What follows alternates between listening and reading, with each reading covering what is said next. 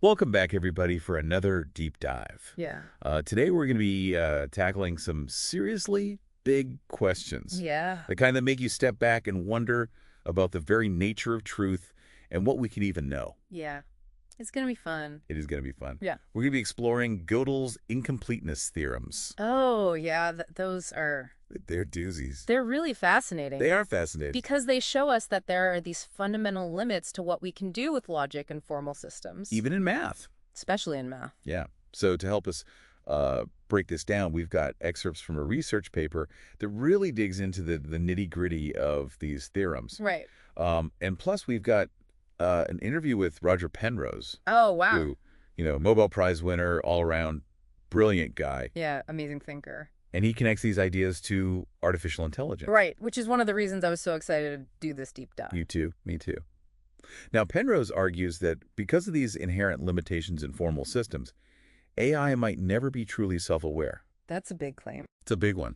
It's a big one. So get ready for a deep dive into truth, proof, and whether or not AI could ever really understand the world the way we do. Buckle up, everybody. But first, let's break down what these Gödel theorems are even about. Okay. Think of a formal system, kind of like a set of rules for a game. Okay. You've got your pieces, you've got your board, Yeah. and you can only move things in certain ways. Right. Like chess. Like chess. Exactly. Or checkers. You can't just do whatever you want. You have to follow the rules. You got to follow the rules. Yeah. And what Gödel did was he demonstrated that even within the most perfectly designed, consistent system, let's say one that can handle like basic arithmetic, Right. there will always be statements that are true, but impossible to prove within that system. It's wild. It's mind-blowing. It's mind-blowing. And so it's like having a cookbook that claims to have every delicious recipe imaginable, Right. but there's always going to be that secret family recipe. Right. It's just not in there. That your grandmother never wrote down. Exactly. But makes the best cookies you've ever had. Exactly. Yeah. It's like, how is that possible? The cookbook is supposed to have everything. That's what's so crazy about Gödel's discovery. Exactly. It's like no matter how comprehensive your system is, Yeah. there are these truths that it just can't capture. Yeah. And so if we think of AI as operating within a formal system, kind of like a super complex set of instructions, Right. does this mean there's like a limit to what it can understand or know? That's a question that a lot of people are grappling with right now because AI relies on algorithms and data, Right. which operate within these types of systems with rules. And so Gödel's first incompleteness theorem suggests that even with the most sophisticated algorithms, Right. there might be truths that AI just can't grasp. Because it's not smart enough? Or Not because it's not smart enough, Okay. but because of the fundamental limitations of that system that it's operating within. So it's not that it can't find the answer. It's that the answer might be outside the realm of what it's even capable of considering. Yeah, that's a really good way to put it. Okay. Like, it's not even on the AI's radar. Yeah. It's like trying to find a radio station that's broadcasting on a frequency your radio can't even pick up. Okay, I like that analogy. Yeah. Okay. So Gödel didn't stop there, though, right? Oh, no. He had to go and blow our minds even more. He had to take it a step further. Yeah, with the second incompleteness theorem. Right. So give it to me. What is the second incompleteness theorem? Okay, so this one gets even more complex. Okay. But essentially what it shows is that a consistent system Okay. can't actually prove its own consistency. If it tries to, If it tries to. creates a contradiction. Exactly. So if a system says like, hey, I'm perfectly consistent, Right. that automatically means it's inconsistent. You got it. That's the paradox. Whoa. My brain hurts. Yeah, it's a lot to wrap your head around. It is a lot. And this was a huge blow to something called Hilbert's program, which was this ambition back in the day in the math world to find a completely self-contained, Okay. perfect foundation for all of mathematics. Right. Like a unified theory of everything. Exactly. And Gödel came along and was like, nope, sorry, that's not going to happen. Not possible. It's fundamentally impossible. So he kind of like crushed the dreams of a lot of mathematicians back then. Yeah, he kind of threw a wrench in the works. Wow.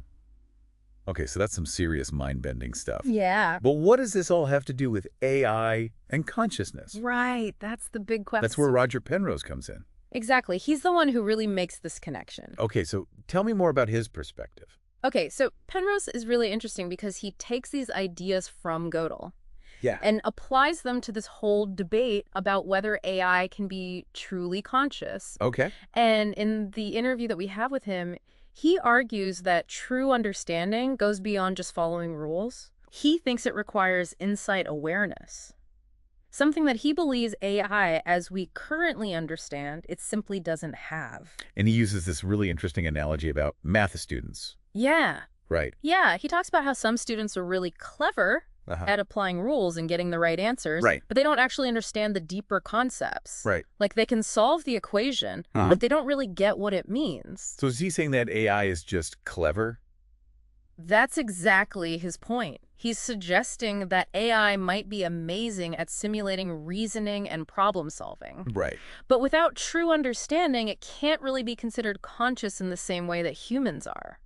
That's fascinating. Right. It really makes you think about what it means to understand something. It really does. And this is where Penrose's idea of non-computable processes comes in. Okay, break that down for me. What are non-computable processes? All right, so think of it this way. A computer program Okay. operates through a series of instructions. Right. Like lines of code. Exactly. Yeah.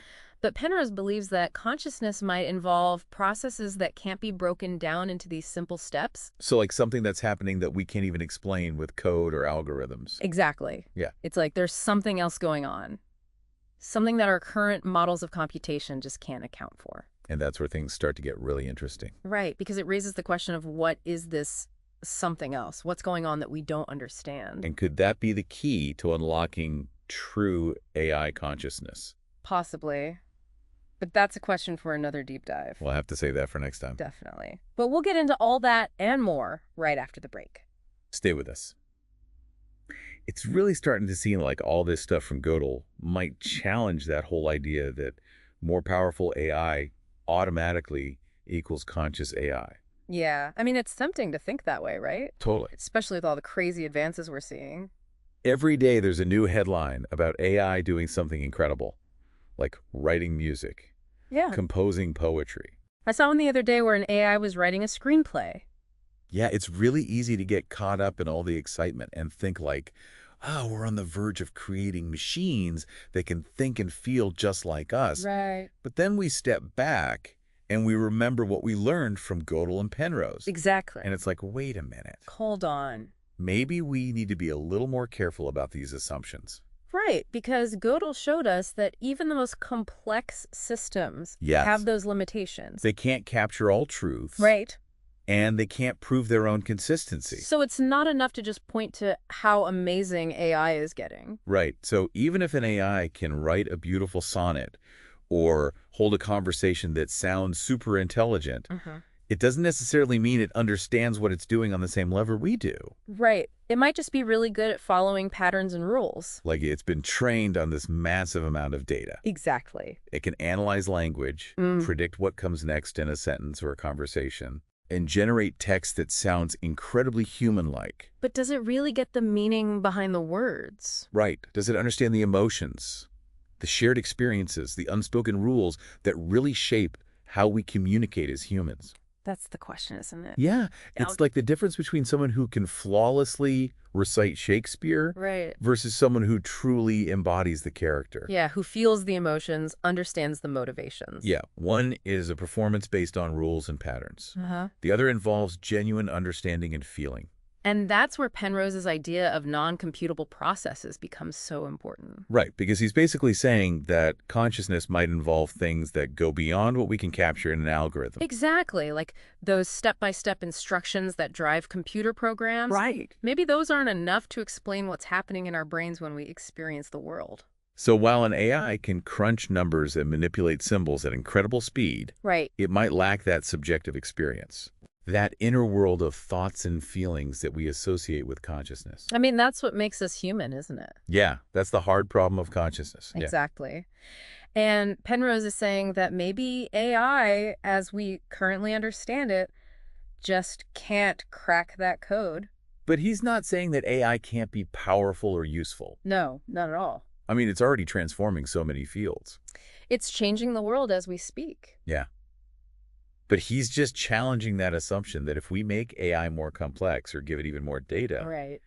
it'll magically become conscious. Like, it's just a matter of time. Yeah. He's suggesting that consciousness might be fundamentally different. And possibly emerging from a completely different set of principles. Exactly. This is where his research on the role of quantum processes in the brain comes in, right? Right. That's where things get really interesting. The idea that there's something going on in our Yeah. brains that goes beyond classical physics. Right. And that this something might be the key to understanding consciousness. Exactly. Penrose has been exploring this idea Hmm. that maybe consciousness is linked to these quantum phenomena that are happening inside neurons. Right. Those brain cells that transmit information. Exactly. And he proposes that these quantum effects Uh-huh. could introduce this element of non-computability into the brain. So like a kind of randomness? Yeah, a Mhm. sort of unpredictability Okay. that allows it to do things that are beyond the reach of even the most advanced computers. So maybe the human brain has a secret weapon,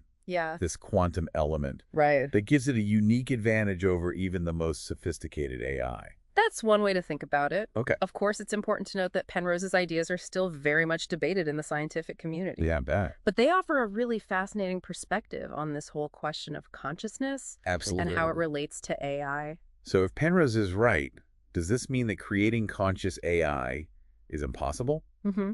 or just different from what we currently imagine? That's the million-dollar question, isn't it? It is. Penrose doesn't completely rule out the possibility of conscious AI, Okay. but he suggests that achieving it might require us to change how we think about it completely. Like we might need a whole new paradigm. Exactly. We You- might need to find a way to incorporate these non-computable, Mhm. perhaps even quantum elements into our AI designs. It's almost like we need a whole new rule book for AI. Yeah, one that goes beyond the limitations of formal systems and embraces those unique qualities of consciousness that we've been talking about. That's a really exciting thought. I think so too. It's mind-blowing to think about what we could achieve. Yeah, if we could actually bridge that gap between computation and consciousness. Imagine machines that don't just simulate understanding, Yeah, but truly understand and experience the world around them. that's a pretty incredible concept. It is. It's full of potential benefits, but also potential risks. Absolutely. And that's why it's so important that we approach this whole AI development thing thoughtfully and ethically. You have to get this right. Yeah. And even if we set aside this question of conscious AI for a minute, Great.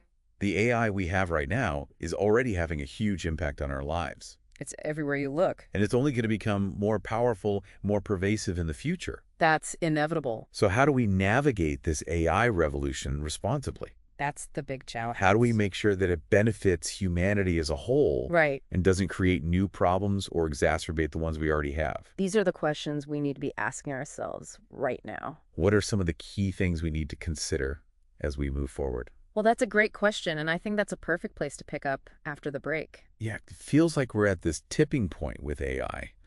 And I don't know about you, but it's a little bit unsettling. Oh, absolutely. Yeah. I think anybody who says they're not at least a little bit freaked out by all this is not paying attention. Right. So how do we make sure this incredibly powerful technology is used for good? Well, it's a tough question, and there's no easy answer. But I think it starts with having the right people at the table.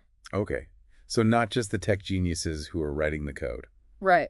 We need the coders, of course, but we also need ethicists, Uh-huh. policymakers, social scientists, psychologists, So basically everyone. pretty much. Because this Yeah. is going to affect all of us. Yeah. It can't just be left to Silicon Valley to figure this out, right? Definitely not. We need a much broader perspective. Okay. So what are some of the things these folks need to be thinking about?